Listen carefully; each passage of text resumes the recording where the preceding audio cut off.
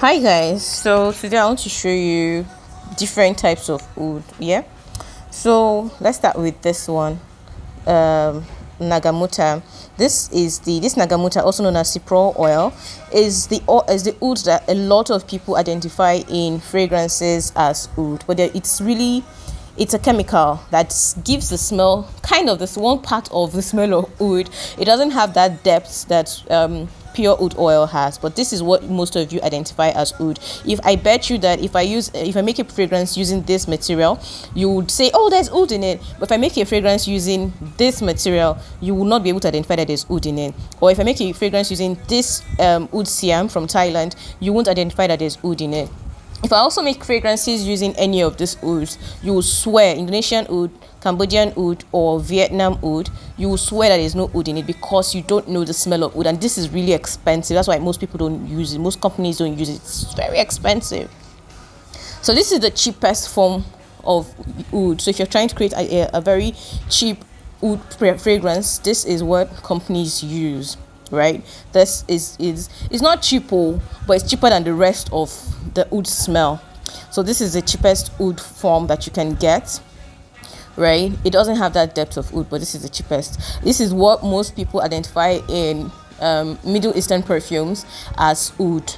Right, so this is oud, Aga oud siam. This is real oud. This is Thailand oud. It's amazing, very strong. It's quite expensive, like $55 per gram. So usually I dilute it with this one, right? Because it's very expensive. When I buy it, I dilute it with this one, and you don't need so much. It's also very, very powerful. Now this is black agar wood artificial. This is also this is a synthetic. It's not natural wood, but it is more expensive than this, and it is heavier. It has that deepness of wood. It's also a bit sweet. Now these three, this is Vietnam oud, Indonesian oud, and Cambodian oud. These are real ouds, and they are very, very, very expensive. This small one, I bought this for you to know how expensive this is. This is the amount I could afford when I bought it. I've had this for about 3 years, but I have the big bottle. I have the 250 gram of Cambodian oud. It was not cheap at all when I bought it. I can tell you that for free. I mean, real ouds are expensive, and that's why it's not used a lot in perfumery, and a lot of people cannot identify the smell. So if you can identify the smell of oud, I bet you that this is what you're identifying, not real oud.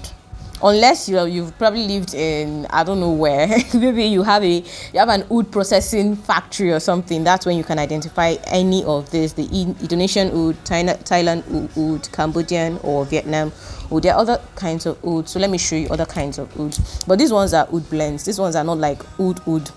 They are oud though, but it's like oud plus something else, right? So this is Oud Aisha, Mahmoud oud, Oud Alima, Oud Shamama. This Oud Shamama is a gem, like a gem. 100 oud, what's this? Oud Fatima, and then back to the Oud Shamama. This Oud Shamama, my God. Just that these things are not cheap. They are not in any way cheap. So that's it for oud. This is the oud most of you know.